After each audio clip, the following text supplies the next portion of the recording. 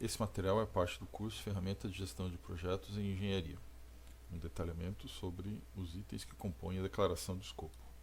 A função da declaração de escopo é servir como base um documento de entendimento comum a todas as partes envolvidas no projeto, tanto internas quanto externas. Ela vai orientar a execução e fornece os critérios para que o projeto seja desenvolvido, em especial também a questão de seus limites e seus condicionantes. Ela está citada no item 4.2 do PMI, lá na página 86, e ela compõe objetivos do projeto, caracterização e requisitos dos serviços, critérios de aceitação, entregas e requisitos do projeto, quais são as premissas em que o projeto se baseia, qual a sua organização inicial, quais são os riscos que inicialmente defendidos, os marcos do cronogramas, a IAP, se definida pelo cliente, estimativa aproximada de custos e os requisitos tanto de gerenciamento quanto de aprovação. Os detalhamentos dos seus itens estão no item 5.2.3, definição de escopo, saídas, página 110. Nesse momento, então, nós vamos, dentro do item 5.2.3, detalhar um pouco cada um dos constituintes da definição de escopo. Os objetivos da declaração de escopo devem incluir todos os critérios mensuráveis de sucesso do projeto, por exemplo, itens relevantes de custo, cronograma, qualidade, etc. Uma forma de você ver os objetivos do projeto é você entendê-lo como sendo a justificativa do projeto. Nesse sentido, da lista de exemplos que vocês têm, podemos citar a realização do Intereng, onde você tem de fato objetivos que transcendem a questão da gestão do projeto, mas que é importante para você entender por que você está realizando o Intereng. O próximo item da declaração de escopo é a descrição dos produtos, ou seja, quais são as características do que está sendo desenvolvido dentro do projeto. Normalmente, na fase inicial, tem menos detalhes e esses detalhes vão sendo mais refinados ou mais detalhados conforme o projeto vai sendo desenvolvido. Elas devem aqui dar detalhes suficientes para dar suporte às etapas posteriores. Como exemplo, dentro da lista de projetos indicados, nós temos o processo seletivo AGRA, em que você vai caracterizar esse processo como sendo as suas etapas constituintes. O próximo item da declaração de escopo são os requisitos, ou seja, as condições e capacidades que devem ser atendidas ou possuídas pelas entregas do projeto para satisfazer o contrato, norma, especificação ou outros documentos formalmente impostos. Um documento, por exemplo, formal seria o edital, caso o seu projeto esteja respondendo a um edital. Dentro dos nossos exemplos, podemos citar, no processo seletivo à AGRA, os requisitos que você precisa ter para poder desenvolver o projeto. Por exemplo, os candidatos têm que ser alunos regulares, tanto do curso de Ciências Ambientais, Engenharia Agrícola ou Engenharia de Recursos Hídricos, e no nível graduação. O requisito atual é, em função da pandemia, ser realizado inteiramente de forma remota. E um requisito específico para a questão da AGRA é que o candidato também saia com uma lição aprendida sobre o que é passar por um processo de seleção. No item limite de projeto, você vai deixar bastante claro o que está incluído ou o que está excluído, ou seja, o que está dentro do projeto e o que está fora do projeto, de forma a evitar que alguma parte interessada possa ter a ideia errônea de que aquilo poderia fazer parte do seu escopo. Um exemplo muito claro é limites físicos de obra. Se você está numa obra civil, você delimitar o canteiro de obras e dizer que tudo que acontecerá dentro desse canteiro é um claro limite. Para os nossos exemplos, podemos citar o trabalho da edafologia, que, por exemplo, dentro dos limites, as atividades deverão se restringir ao horário de aula. Se for necessário horas adicionais, essa deverá ser marcada sem prejuízo da equipe dos alunos. Todo o conhecimento e a descrição das práticas tem que estar incluídas dentro das duas obras de referência da disciplina. Portanto, o professor não pode pedir um ensaio de solo que não esteja dentro dessas duas obras, ou seja, que o aluno vai ter que buscar uma outra obra para poder realizar. O próximo item são as entregas, ou seja, as saídas que compõem o produto ou serviço objeto do projeto. Isso pode incluir também, como parte das entregas, os relatórios periódicos do progresso do projeto, assim como resultados de análise, documentação e etc. Normalmente, nós reconhecemos aqui aquilo que vocês produziram para o primeiro dia de aula, ou seja, a lista de entregáveis ou a lista de deliverables. E aí, como exemplos, trazemos aqui o trabalho da disciplina de engenharia de drenagem, onde você tem o quê? Uma equipe de alunos como parte do resultado do projeto, indicação do local de trabalho de campo, uma ida a campo, ao menos uma ida a campo, né, para a realização do ensaio, a foto da equipe no local de ensaio, que é uma especificação dada pelo docente, a realização do ensaio do laboratório, o relatório escrito é uma saída importante, o memorial de cálculo, a apresentação em PowerPoint e a apresentação em espaço físico dentro da sala de aula. Nosso próximo item da definição de escopo são os critérios de aceitação, ou seja, o que tem que ser atendido para que o produto entregue seja aceito. Como exemplo, dentro das nossas listas, podemos citar a realização da Semana PET, ou seja, para que o projeto Semana PET seja atingido com sucesso, é necessário ter ao menos 3 mesas redondas, 3 minicursos e ao menos 10 palestras. Ou seja, itens que qualificam os entregáveis para tornar eles aceitáveis ou não. Então, desde o começo do semestre, você já sabe qual é a meta que você tem que atingir. Um exemplo é os calouros. Existe uma meta de que no mínimo 40% da participação seja desse perfil de aluno. O próximo item, então, são restrições, que costuma confundir bastante com a questão dos limites. A limitação atinge o projeto como um todo, a restrição impõe limites, mas a questão de como a equipe pode trabalhar. As restrições são lista de itens que limitam as opções da equipe executante do projeto. Ela é um pouco diferente em relação ao limite, porque o limite se aplica mais ao projeto, por exemplo, limites físicos da obra, e a restrição do projeto pode ser, por exemplo, uma data limite que a equipe tem que observar, ou, por exemplo, uma norma específica da companhia cliente que o projeto tem que obedecer. No nosso caso, dentro dos nossos exemplos, trazemos aqui a questão da montagem da equipe de postagem de material social do PET. Por exemplo, eles podem abordar qualquer assunto? Não.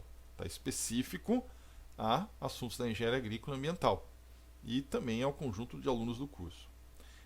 Uma outra restrição aqui é que o conteúdo precisa estar pronto 2 horas antes da postagem, de forma que ou os outros membros da equipe ou o próprio tutor do PET possa olhar e avaliar esse material antes dele ser postado. Ou seja, é uma restrição que implica numa limitação para a equipe do projeto. Deve ser mantido um repositório de postagem, ou seja, um banco de postagem. Caso dê algum problema, você pode recorrer a esse banco para manter a métrica de postagem. Dentro do PET, foi determinado que todos os materiais, ferramentas e programas têm que ser de base gratuita e acessível a todos os alunos. Nosso próximo item, também é bastante controverso, são as premissas do projeto. As premissas de projeto são normalmente tudo aquilo que está fora do controle do projeto, mas cuja existência ou disponibilidade tornam o projeto possível. Então, por exemplo, se você está trabalhando com dados de clima, você é necessário ter uma base de dados de clima. Você não pode produzir 20 anos de dados de clima dentro do projeto. Você tem que ter isso como previsto, certo? Dentro dos nossos exemplos, nós trazemos aqui a realização da Intereng. Por exemplo, haverá um número mínimo de universidades públicas e privadas cariocas que queiram participar do Intereng. Você não pode fazer um Intereng se as pessoas... Quer dizer, você não pode ter um Intereng se as pessoas não quiserem ir. Então, as pessoas têm que ir para que ocorra um Intereng. É uma premissa. A cidade sede vai ter espaço para receber as delegações e os participantes. Ou seja, uma premissa de que você não vai poder produzir esse espaço. E as festas e os jogos são abertos ao público e é permitido a venda de ingressos e de pacotes para cada universidade de participantes, como uma premissa de você poder ter verba para poder realizar o teu projeto. Nosso próximo item é a organização inicial do projeto. Ele descreve, sumariamente, os membros da equipe ou como eles são organizados. Envolve também, em alguns aspectos, a documentação dessa organização inicial. Para nossos casos, nossos exemplos, trazemos aqui a realização da Semana PET, em que você prevê, sendo um evento que envolve o departamento, formação de uma comissão organizadora, que inclui não só os alunos, mas também professores. E essa organização será documentada por meio de uma emissão de uma determinação de serviço, que é um documento oficial da UF. Além dessa criação dessa comissão, institui-se a criação de um grupo de Zap em todos os membros da comissão para poder envolver não só os membros, mas também os seus monitores. Uma outra forma de organização que foi adotada para os projetos exemplos do curso, para todas as disciplinas, adotou-se, por exemplo, a formação de um grupo de Zap dos alunos como canal prioritário de comunicação, Então, não é e-mail, não é cartaz no corredor, é o grupo de Zap que qualquer informação deve estar lá. Caso seja necessário encaminhar uma mensagem para o professor, este e-mail deverá ser feito somente pelo IDUF e em cópia para todos os membros do grupo. Então você já está estabelecendo aqui formas de comunicação prioritárias e mandatórias para o projeto. E foi determinado que não tem uma frequência pré-determinada para o grupo, mas sim que ao final de cada aula da disciplina o grupo vai se reunir e trocar ideias para saber como está andando o desenvolvimento do projeto. Nosso próximo item são riscos. Quais são os riscos que você já conhece desde o começo do projeto? Por quê? Porque aí a equipe já fica ciente deles, já prepara uma estratégia de contingenciamento. No caso do trabalho de disciplina de drenagem, a primeira dificuldade que foi identificada é você vai ter que achar um local para fazer um ensaio. Depois você vai ter que marcar um dia de visita para esse local, ou seja, convergir toda a agenda de todos os participantes. É possível que você vá lá e você tenha problemas com o lençol freático, ou esteja muito baixo, ou muito alto, ou simplesmente alagado. E com isso o seu ensaio se vê impossibilitado. É possível que falte equipamentos. É possível que quando você estiver voltando, você perda o material coletado. É possível que o laboratório fique todo lotado, especialmente se você deixar para o último dia. E se tudo der errado, há um risco de faltar tempo para a remarcação da visita ao local. Porque você pode ser que você consiga tudo com uma visita, mas pode ser que alguma coisa dê errado. Então você tem que deixar espaço na sua agenda para uma segunda possível visita. Certo? E um risco identificado foi que ficar sem membros no grupo, ou seja, todos eles podem acabar simplesmente trancando ou desistindo da disciplina. Nosso próximo item da declaração de escopo são os marcos do cronograma, ou seja, datas relevantes associadas ao seu projeto. Uma das, normalmente, que a gente associa isso é o prazo de entrega final do projeto. Dentro dos nossos exemplos, o docente da disciplina de SIG determinou um cronograma bastante rígido das entregas do projeto.